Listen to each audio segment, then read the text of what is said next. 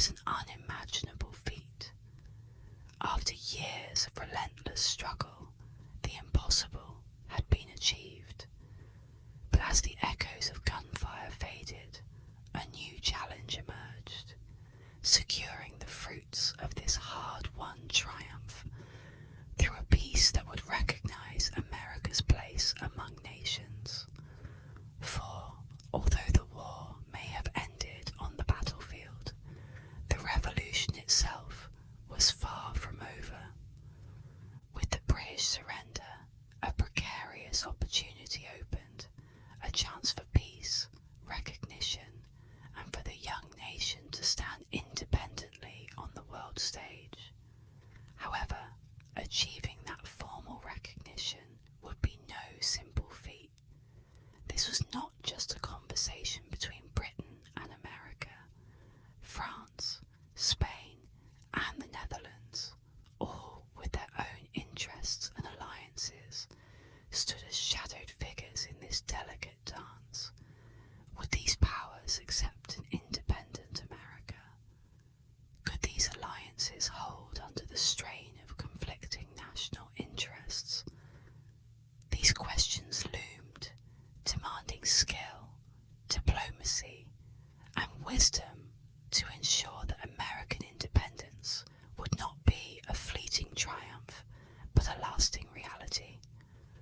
As Benjamin Rush wisely remarked, the American war is over, but this is far from being the case with the American Revolution. True enough, the spirit of revolution continued to burn brightly, fueling not only dreams of freedom, but also a desire to prove America's worth in a world where empires rose and fell by the sword and the pen. This was no time for complacency. The young nation stood at a critical juncture where both past victories and future aspirations hung in delicate balance. Welcome to ASMR History, and thank you for joining me in this final episode of my series on the Revolutionary War. Today, we delve into the intricate web of diplomacy that followed Yorktown and shaped America's path forward. As we close out this story, we'll uncover the power struggles, compromises, and alliances that define the nation's future and legacy. This is a tale of resilience and ambition, and the peace secured after Yorktown would carry with it its own challenges and sacrifices. Now, the story takes us into the tense and challenging halls of negotiation, a place where words would replace gunfire and the fate of a nation would be sealed. It was here, in the heart of diplomatic manoeuvring, that the Treaty of Paris would begin to take shape. The defeat at Yorktown had shattered Britain's hope of regaining its American colonies through military force.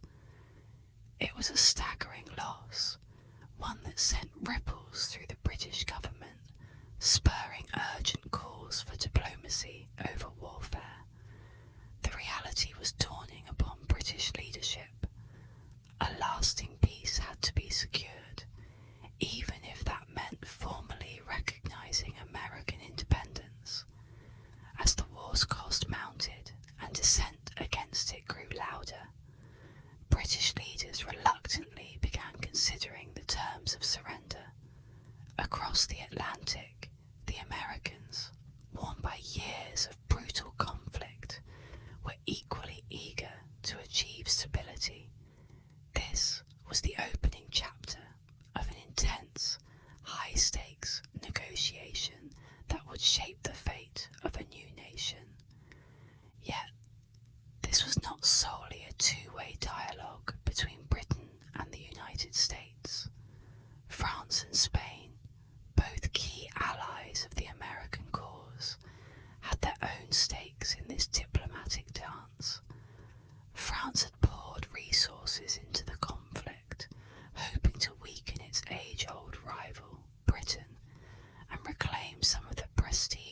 lost in prior wars.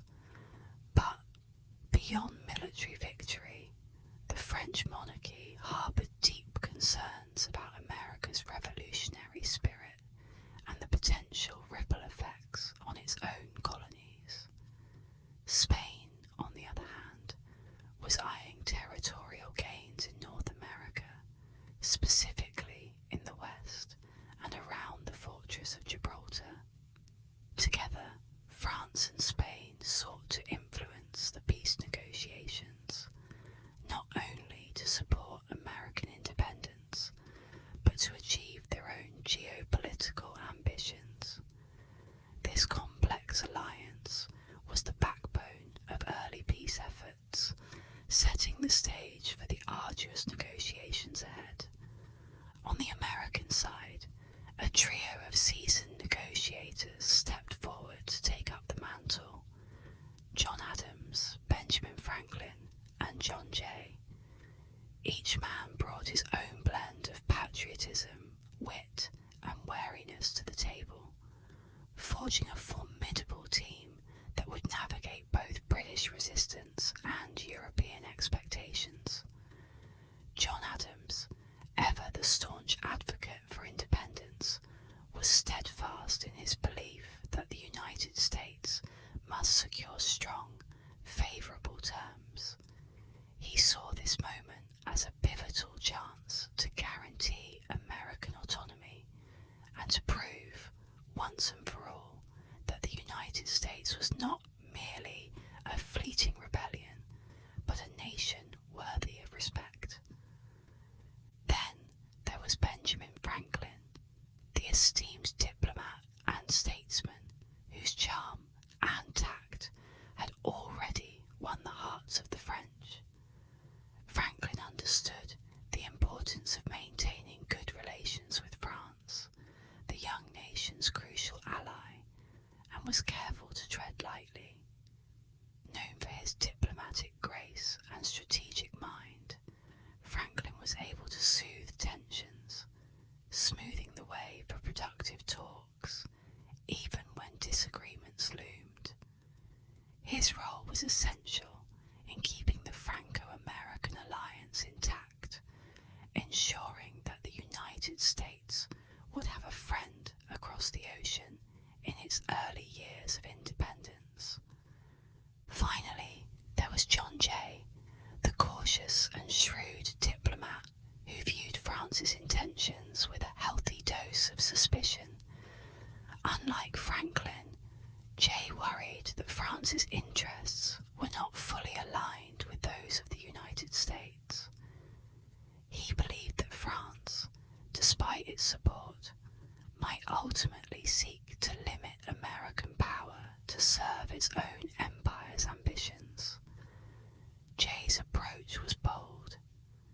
He began negotiating directly with the British, bypassing France in certain discussions to secure terms that prioritised American interests.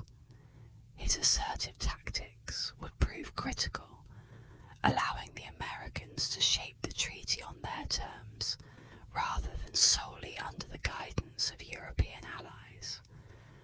As Abigail Adams once wrote to her husband John, "If we mean to have heroes, statesmen, and philosophers, we should have learned women." The diplomat's resolve and skill were precisely what she spoke of, a blend of wisdom and bravery needed to establish a nation from the ashes of war. Each man played a distinct role, yet together they represented a unified front, embodying the spirit of a young country eager to stake its claim on the world stage. These negotiations were about far more than just boundaries or fishing rights. They were about America's right to exist as a sovereign nation, free from the shadow of European powers. The diplomats understood this well. They were not just bargaining for land or trade routes, but for the very soul of a new republic. Now, as the groundwork for the Treaty of Paris was laid, new challenges challenges emerged. For while American independence had been secured on paper, the ambitions of European powers continued to complicate the path to a final agreement. The ambitions of France, Spain, and others would soon test the resilience of America's allies and adversaries alike, revealing the tangled web of interests that stretched across the Atlantic. The stage for American independence was set not just in the fields of Yorktown, but in the grand salons of Europe, where France, Spain, and the Netherlands held sway over the destiny of the fledgling United States. Each of these powers had its own ambitions, and though they had aided the American cause, their motives were never purely altruistic. These countries recognised that a weakened Britain benefited them, but the complexities of peace negotiations threatened to expose fractures in the alliance, revealing the competing interests that lurked beneath the surface. For France, the notion of aiding a rebellion had always carried a touch of irony. The French monarchy had eagerly supported the Americans, supplying resources and troops to undermine their British rival.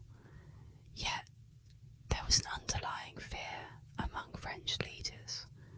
What if the American Revolution inspired similar uprisings in their own colonies? Or even worse, stirred revolutionary ideas at home? The spark of liberty could be contagious, and France was no stranger to the powder keg of political unrest simmering within its borders. Consequently, while France supported American independence, it had no desire for the United States to become a force that might inspire widespread revolution. France's leaders were therefore cautious, walking a tightrope of supporting American ideals abroad, while suppressing similar aspirations within their own realm. Spain too had high stakes in the outcome of the negotiations, but its interests lay more in territory than ideology. Spain saw the peace talks as an opportunity to advance its territorial claims, particularly in North America and the prized Rock of Gibraltar. For Spain, the treaty discussions were not about nurturing a new democracy. They were about expanding an empire. Spanish diplomats pressed hard for control over Western territories and maintained a steadfast demand that Gibraltar, strategically perched at the gateway to the Mediterranean, remain in Spanish hands. This demand created a sense of tension in the negotiations, as Spain's priorities often clashed with both American and British aims. The Netherlands, though a quieter partner in this grand alliance, still played a significant role. Having provided loans to support the American war effort, Dutch leaders were keen to ensure that their investments in America would be returned with interest. While they didn't wield the same influence as France or Spain, the Dutch were careful to maintain a seat at the table, hoping that a successful American state could offer future economic benefits. As the peace talks progressed, the underlying rifts between these allies began to surface. Though united in their desire to weaken Britain, their ambitions for a post-war world diverged dramatically. France wanted to curb revolutionary fervour, Spain aimed to expand its empire, and the Netherlands sought economic stability. This web of differing interests made the negotiations a delicate balancing act for the Americans, who needed to secure their own independence without alienating the Allies who had made victory possible. Yet, these frictions were not just external. Within the American delegation, tensions rose as diplomats clashed over how to navigate these competing interests. Benjamin Franklin, mindful of the debt America owed to France, favoured maintaining harmony with the French. He understood that the young United States would need friends in Europe to survive its infancy, and he worked tirelessly to keep Franco-American relations on steady ground. For Franklin, preserving this alliance was a matter of principle and pragmatism, a way to ensure that America had an ally as it ventured into an uncertain future. However, John Jay saw things differently. Jay was wary of French intentions, believing that France might seek to limit American influence to prevent the new nation from becoming a power in its own right. Unwilling to risk America's future for the sake of diplomacy, Jay took a bold step. He engaged in secret negotiations directly with Britain, circumventing the French and taking matters into his own hands to secure terms that placed American interests first. This manoeuvre, though controversial, proved effective in ensuring that America's fate was not entirely dictated by European power plays. Jay's actions reflected the fierce independence that had driven the American cause from the beginning, and underscored the challenges of navigating alliances in a world of complex politics. As Franklin later observed, there never was a good war or a bad peace. The negotiations were a battleground in their own right, where words replaced muskets, and every sentence could shift the balance of power. Diplomats manoeuvred carefully, weighing every alliance and every clause, acutely aware that the future of a nation depended on their skill. The outcome of these talks would be enshrined in the Treaty of Paris, an agreement that would finally recognise American independence and set the terms for a new era. The signing of the Treaty of Paris in 1783 marked a monumental shift in history, a moment when the British Crown formally recognised the United States as a sovereign nation. This act alone sent shockwaves across the globe. To the monarchs and empires of Europe, this was unprecedented.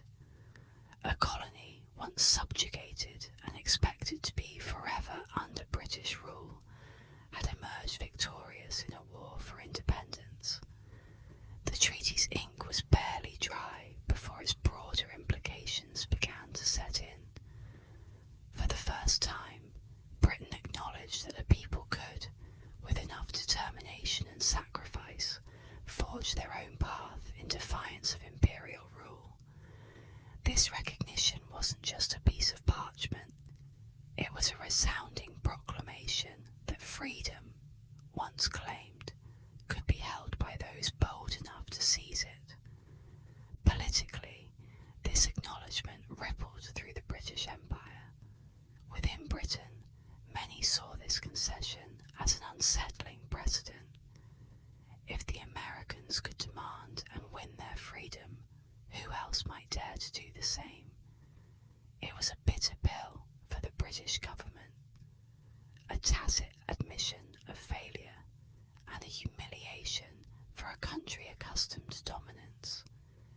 Yet the signing of this treaty signalled a reluctant understanding that the United States was no longer just a breakaway colony.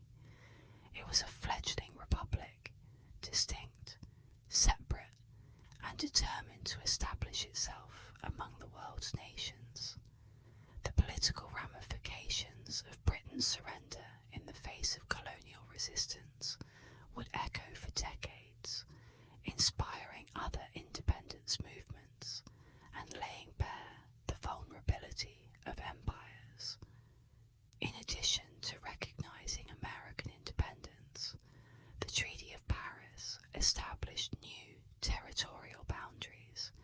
expanding the United States' reach and influence.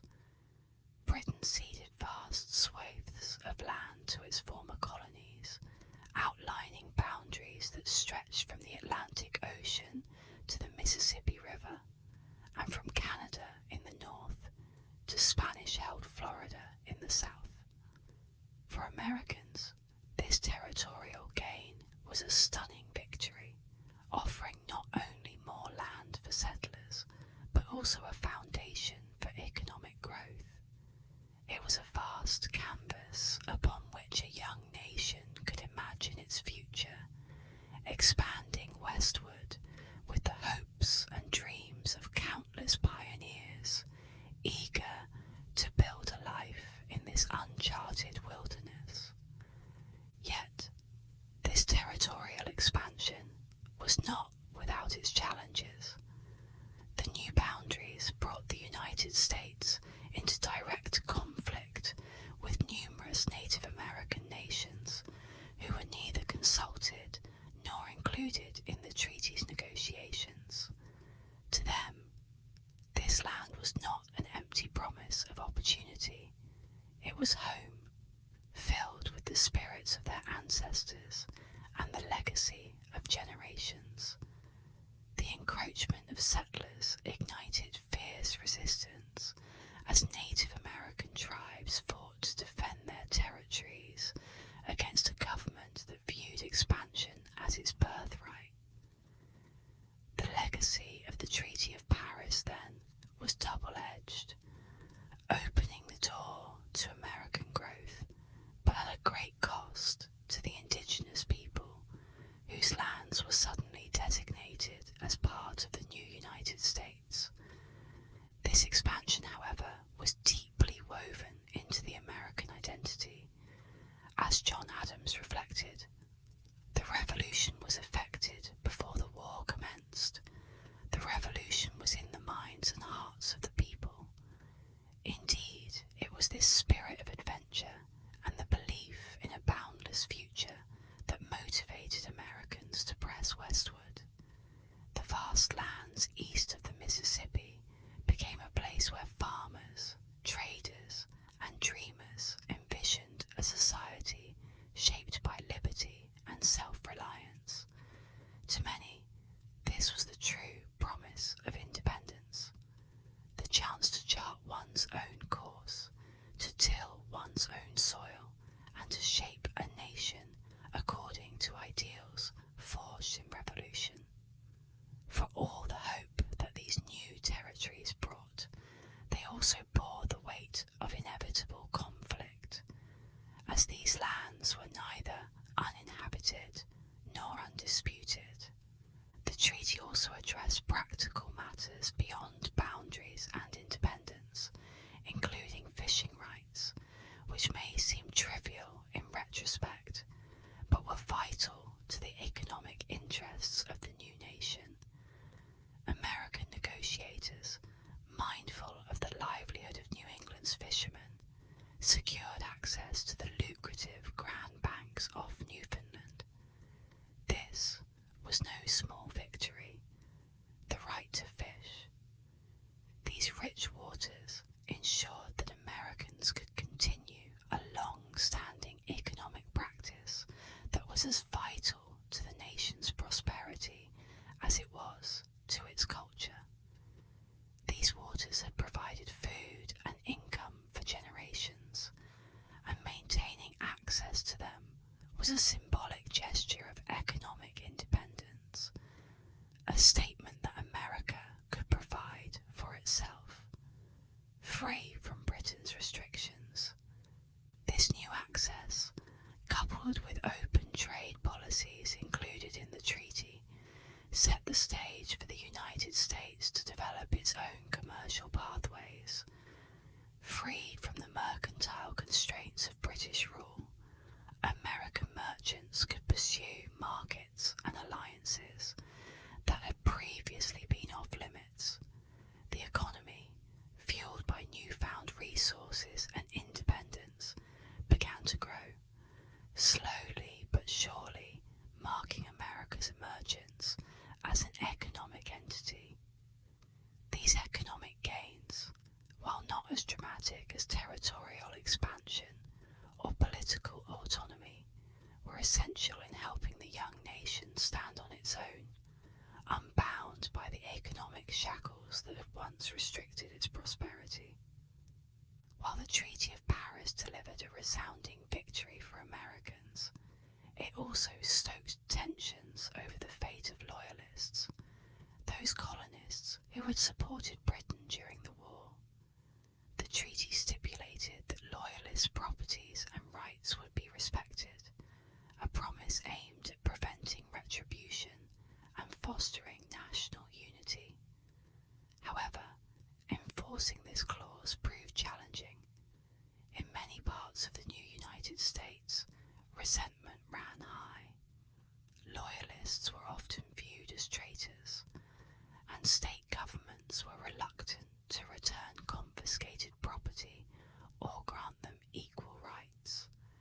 This unresolved tension reflected a bitter truth.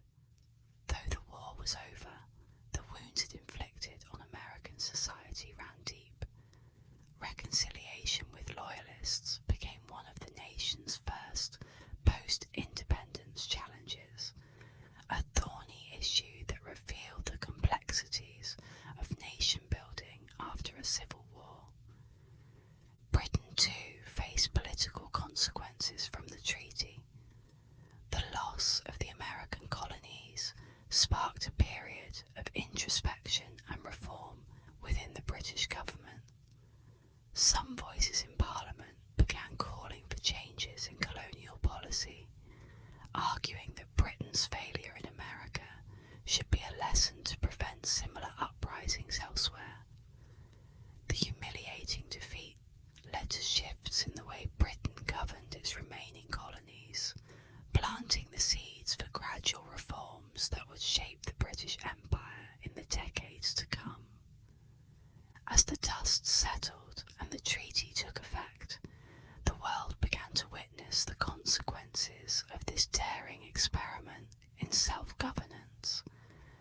The Treaty of Paris laid the foundation for an independent America, but it also carried implications that stretched far beyond the Atlantic. It was a peace agreement, yet its clauses contained the promise and the challenges of independence, expansion, and economic growth. The treaty's impact, however, was just beginning to unfold, and the economic and political aftermath would reveal the true costs and rewards of independence. The Treaty of Paris was more than just an end to conflict.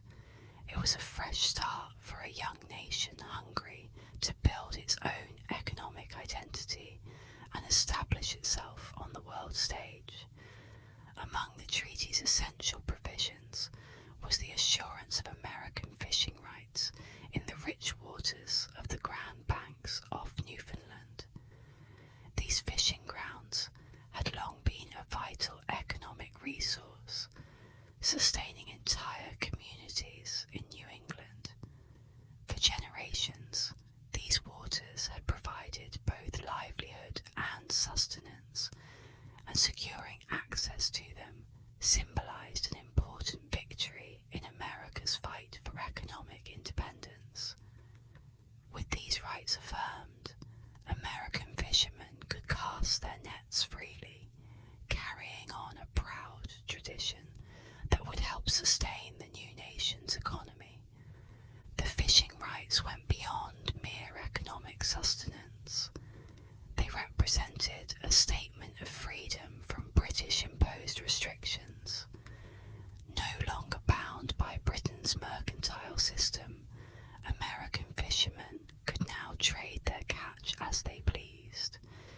These rights allowed Americans to develop trade networks across the Atlantic, opening commerce with European markets and Caribbean islands, where fish was highly prized. This was just one step toward an independent economy, but it was an important one. The unrestricted access to these waters gave the United States a chance to forge commercial alliances on its own terms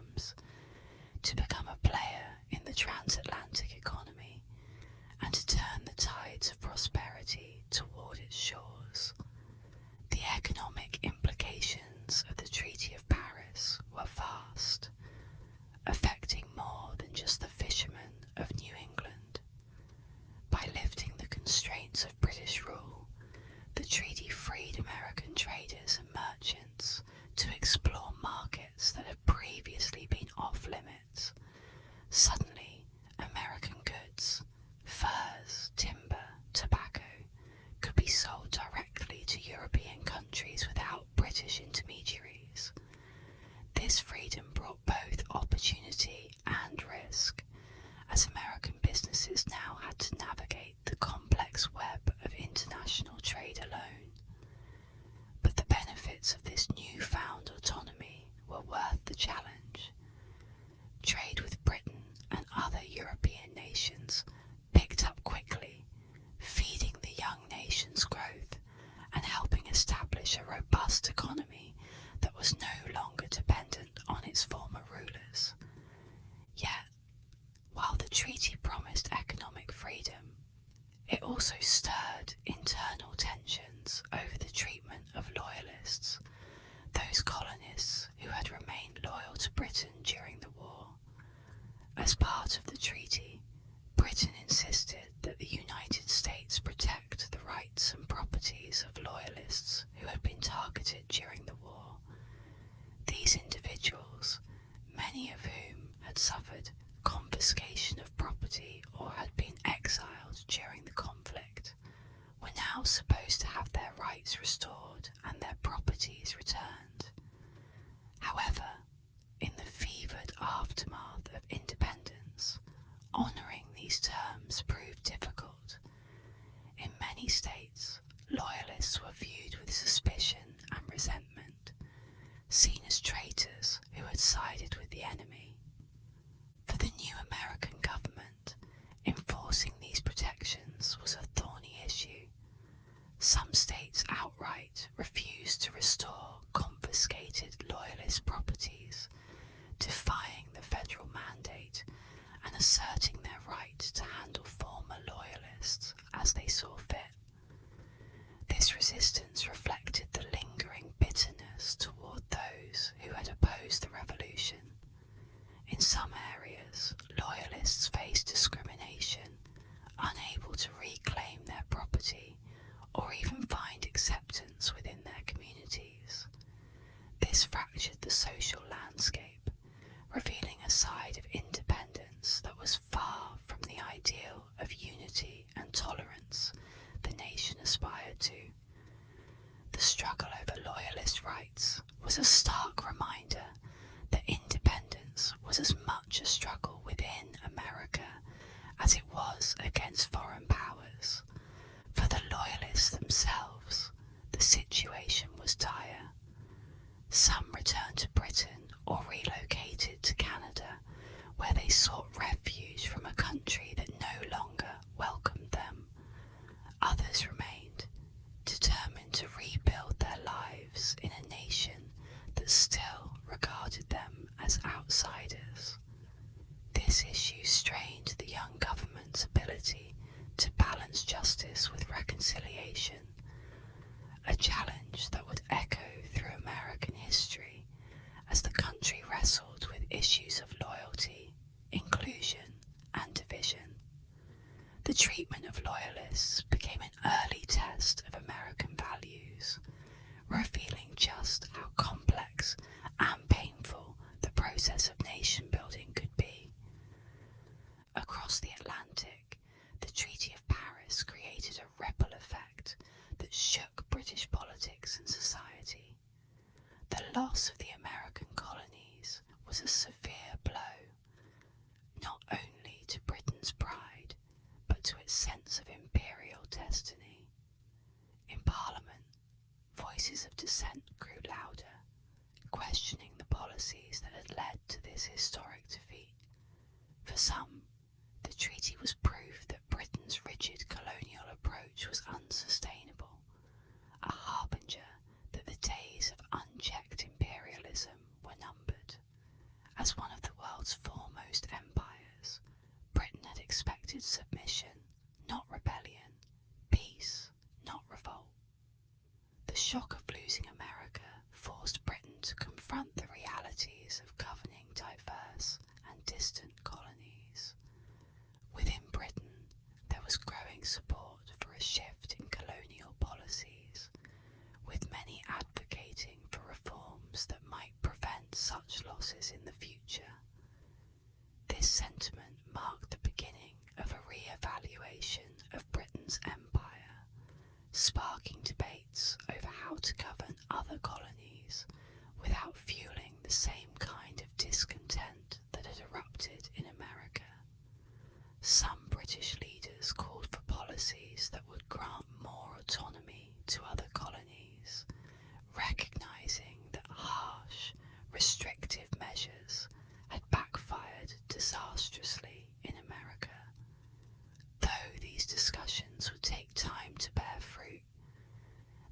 planted the seeds for gradual changes in the way Britain managed its overseas territories, ultimately shaping the evolution of the British Empire. The British public, too, reacted with a mixture of shock and anger.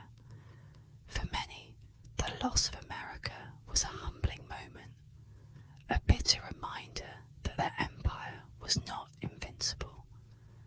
The Treaty of Paris revealed the limits of British power, sparking a wave of introspection about the nation's identity and its role in the world. In newspapers, pamphlets, and public debates, the treaty was dissected and critiqued, with some viewing it as a betrayal and others as a necessary step toward peace. This period of reflection would influence British policies for decades, shaping a more cautious and calculated approach to empire. As America celebrated its new independence, Britain grappled with the consequences of defeat. The Treaty of Paris not only redefined the British Empire, but also reshaped the American landscape, creating new possibilities and new conflicts. With fishing rights secured, loyalists either resettling or reintegrating, and economic avenues opening, the United States now stood on the threshold of its next great challenge, building a society from the ground up, where ideals of freedom, equality, and unity would be put to the test. The ink on the Treaty of Paris had barely dried before the young United States was thrust into the daunting task of governance. In the absence of British rule, a new political identity had to be forged, and revolutionary ideals transformed into a functional reality. Each state, fiercely protective of its newfound autonomy, faced the challenge of framing its own constitution. Leaders drew from Enlightenment principles, driven by the desire to create systems grounded in liberty and representative government. Yet, without a strong central government, the nation risked being a loose association of states rather than a united country. This dilemma was reflected in the Articles of Confederation, America's first attempt at a federal framework. The Articles, while ambitious, were fragile, granting limited power to the central government and leaving critical issues like taxation and interstate commerce in the hands of individual states. George Washington, ever mindful of the importance of unity, captured the heart of this struggle, noting, "The people of America are one people. They have the same religion, manners, habits, and political principles." Yet, the unity Washington envisioned was not easily achieved. States retained a strong sense of individualism, reluctant to surrender authority to a central body. This tension would shape the political landscape, pushing leaders to refine the balance of power between state and federal governments, a challenge that would eventually lead to the drafting of the US Constitution. In the immediate aftermath, however, the nation's first steps toward governance were unsteady, a balancing act between idealism and the hard realities of rule. The economic landscape was no less turbulent. War had taken a heavy toll, leaving the new nation burdened with debt and lacking a stable economic foundation. The war had drained coffers, and without the financial backing of a centralized institution, the United States struggled to maintain its economic footing. Soldiers returned from battle only to face uncertain prospects, often paid in depreciated currency that barely held its value. Merchants too grappled with new challenges, as the British economic system they once relied upon was now closed to them. Trade routes had to be rebuilt and markets re-established. The fledgling nation found itself in dire need of financial solutions that would strengthen its economy and restore public confidence. The debt crisis underscored the need for a more cohesive economic strategy. Some leaders called for the creation of a national bank, hoping it would bring stability and a standardized currency to the fractured system.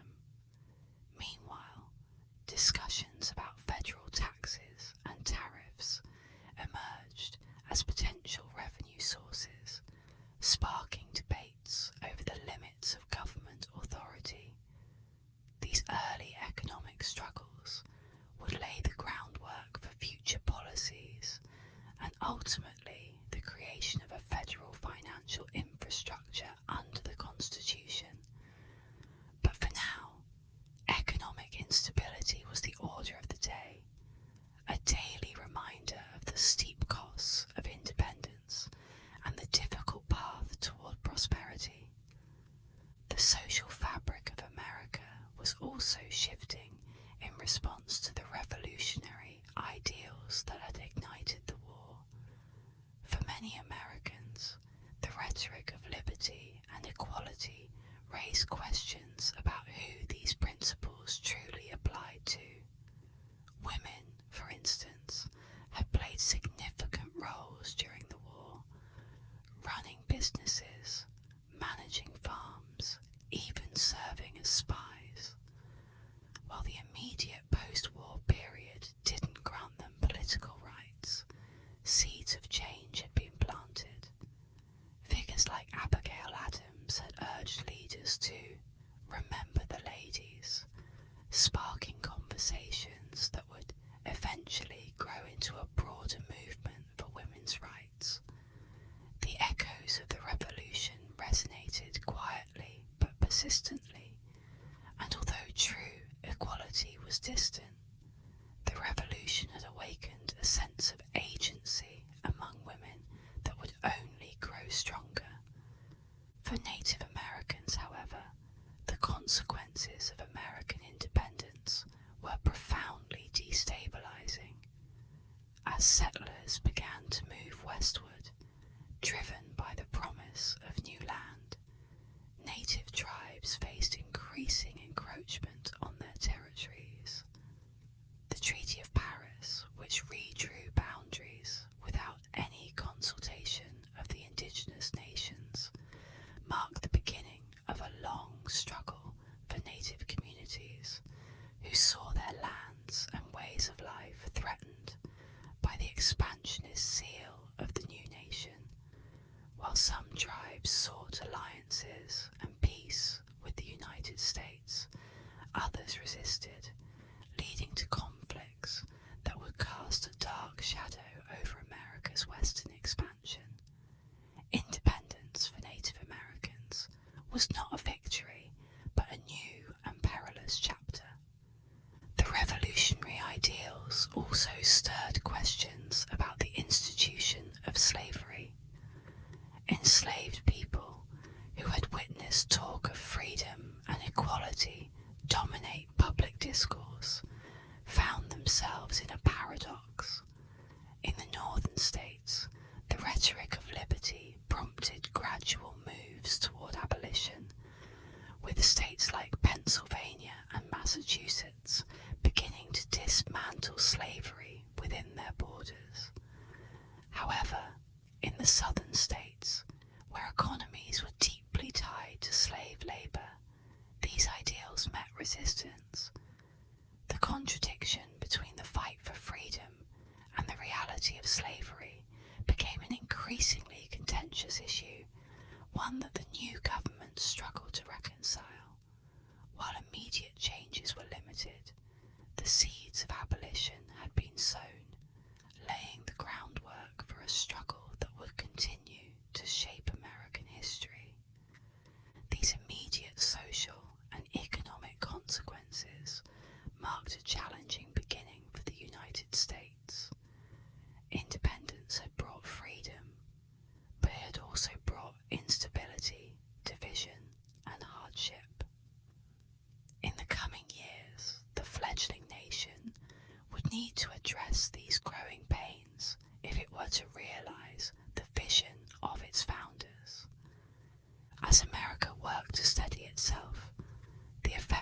its hard-won independence rippled across the globe, forcing Britain to reassess its imperial strategies and inspiring movements far beyond its borders. The legacy of the American Revolution reached far beyond the borders of the new United States, sparking a wave of change that would alter the trajectory of nations and empires alike. In its bold stand against the might of the British Empire, America became a beacon of hope for peoples around the world who yearned for freedom and self-governance. This revolution wasn't simply a rebellion, it was a declaration that the old order could be challenged, that people could choose their own leaders and shape their own destinies. For monarchs across Europe, it was a cautionary tale. For common people and intellectuals alike, it was an inspiration, a reminder that even the most powerful systems of oppression could be dismantled when a people united around a shared cause. The impact of the American Revolution was felt most immediately in France, where it kindled the fires of revolutionary sentiment among a population already discontented with the injustices of monarchy. French soldiers who had fought alongside the Americans returned home with tales of liberty and democratic ideals that sparked imaginations and challenged long-held beliefs. The ideals of liberté, égalité, fraternité began to take root in France, planting the seeds of what would become the French Revolution. This upheaval, which would begin in 1789, turned France's social and political structures on their heads and transformed the relationship between the ruling class and the governed. It was a turbulent, often bloody pursuit of the same principles that had driven American independence, a powerful testament to the enduring influence of the American experiment. But the influence of the revolution was not confined to France. Throughout Europe, the ideas of democracy and self-determination resonated with thinkers, activists, and ordinary citizens alike. Across the continent, people questioned the legitimacy of monarchies and empires that ruled without the consent of the governed. Enlightenment philosophers and political reformers, inspired by the success of the American cause, began to discuss the possibility of a world governed not by inherited privilege, but by the consent of the people. In places like Ireland, the revolution sparked movements seeking autonomy from British rule. Even in the far reaches of Europe, whispers of change could be heard, inspired by the radical notion that governance was a matter of human choice, not divine right. The American Revolution also reached beyond Europe, offering hope and inspiration to colonies around the world. In Latin America, leaders like Simón Bolívar and José de San Martin would later look to the United States as a model for their own struggles for independence. The revolution has shown that a colony could break free from its imperial masters and survive, and this example emboldened leaders in South America to challenge Spanish rule. In this way, the American fight for independence reverberated through time and space, becoming a symbol of what could be achieved through unity, courage, and an unwavering belief in human rights. The global resonance of the American Revolution was beautifully captured in Charles Dickens' words, written decades later. It was the best of times, it was the worst of times. In this age of revolution and reform, people around the world began to realise that they were not helpless in the face of injustice.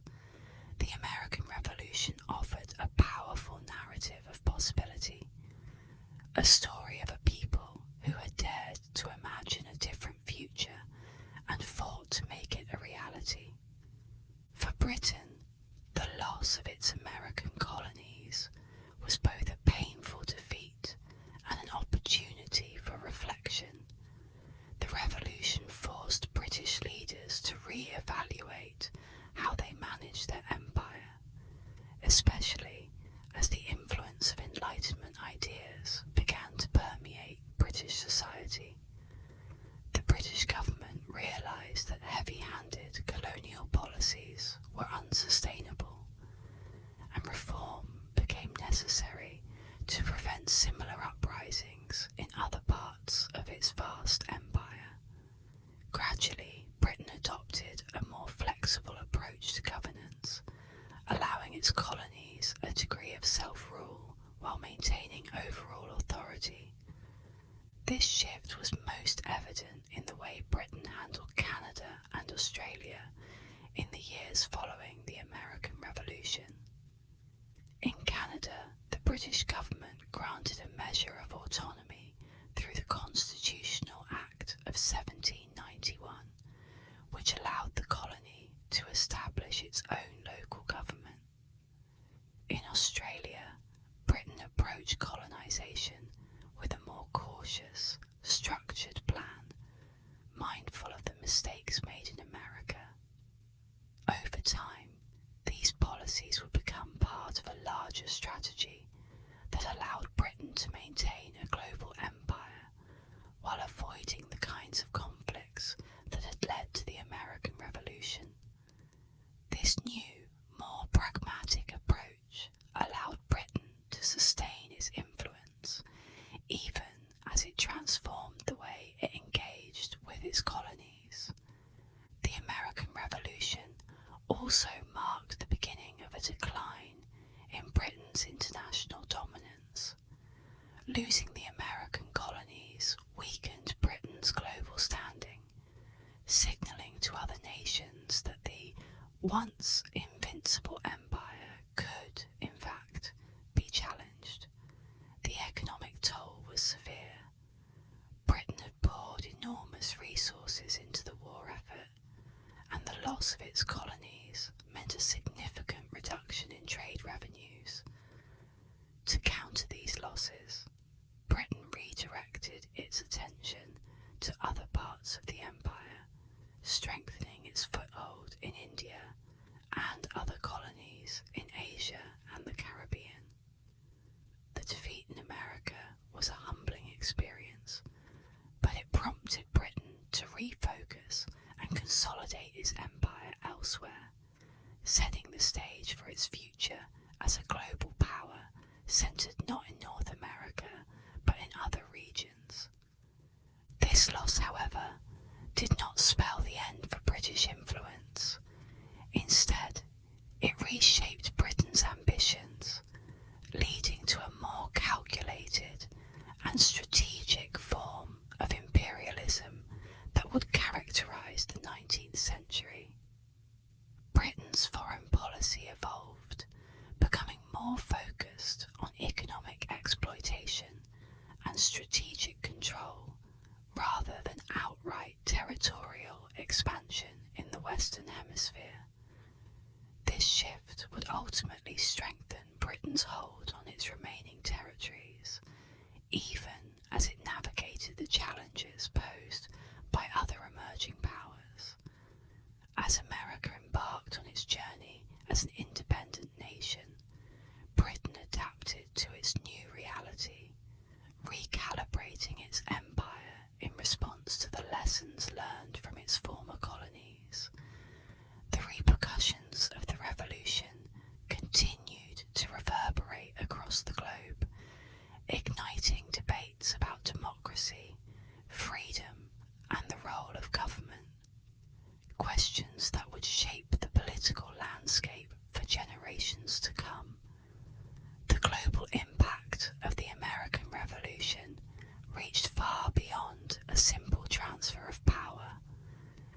It set in motion a series of changes that would redefine the way nations, peoples, and empires viewed themselves and their place in the world. The American Revolution was more than a struggle for independence. It was a profound declaration of ideals that would echo through history. At its core, the revolution championed liberty, self-governance, and the idea that power must rest in the hands of the people. These ideals weren't simply battle cries for a fleeting moment of freedom. They were foundational principles meant to outlive those who had fought for them, becoming the bedrock of a new nation. In America, these principles took form in the Constitution and Bill of Rights, documents designed to safeguard individual freedoms and limit governmental power. The revolution gave birth to a nation that would strive, however imperfectly, to live by its ideals of freedom and representative governance. These revolutionary principles soon found fertile ground beyond America's shores. Nations around the world began to rethink the relationship between rulers and the ruled, influenced by the radical notion that governance should arise from the consent of the governed. The ideals of the American Revolution challenged the old monarchies and inspired thinkers, reformers, and freedom fighters to imagine a different world, a world in which individual rights and collective self-determination could stand against tyranny. This vision would shape legal frameworks and democratic institutions globally, forging a legacy that defied geographical boundaries, transcending the place and time in which it was born. The legacy of the revolution didn't just affect governments, it changed how future generations viewed their own power to effect change. Inspired by the revolution's ideals, new movements for justice and equality emerged, driven by a belief in universal rights. The words immortalized in the Declaration of Independence, all men are created equal, that they are endowed by their Creator with certain unalienable rights, would resonate through successive generations, guiding the efforts of those who sought to bring these words to life. This bold statement of equality served as a compass for movements that followed, from the abolition of slavery to the fight for civil rights, each struggle borrowing from the spirit of the revolution, pushing the country closer to the ideals it professed. The abolitionist movement, fueled by revolutionary ideals of freedom and equality, grew in strength throughout the 19th century, demanding that the promise of liberty be extended to all, regardless of race. The Civil War that eventually ended slavery was in many ways a continuation of the revolution's legacy, a bloody reminder that the work of liberty is never fully complete.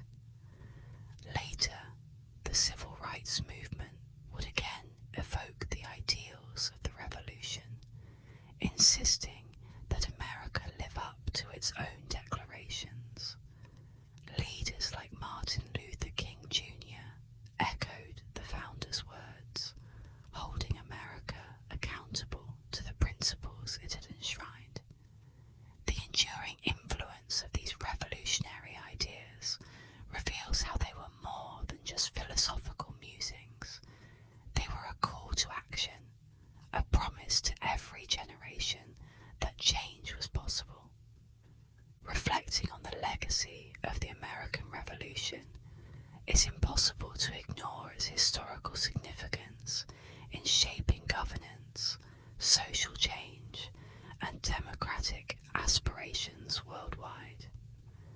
The revolution was not simply an event, It was a seismic shift in the way societies understood power, rights, and the role of government. The example set by America's bid for independence inspired countless revolutions and movements, reshaping political landscapes in every corner of the globe. It challenged future generations to question authority, to demand representation, and to strive for systems that respected human dignity. The revolution's legacy became a benchmark for nations and individuals alike, a symbol of what people could achieve when united in the cause of freedom. Yet, the revolution's legacy is as much a challenge as it is an inspiration. John Adams, one of the revolution's architects, expressed this sentiment poignantly when he wrote, "Posterity, you will never know how much it cost the present generation to preserve your freedom. I hope you will make a good use of it." Adams' words remind us that the ideals of the revolution came at a great price and that they require vigilance and commitment from each new generation. The revolution was not the end of a journey toward freedom and self-determination, but rather the beginning.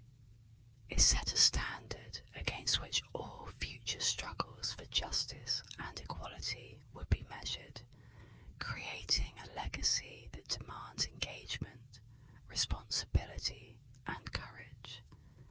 Today, as we look back on the American Revolution, we see it not as a completed chapter, but as a story still unfolding.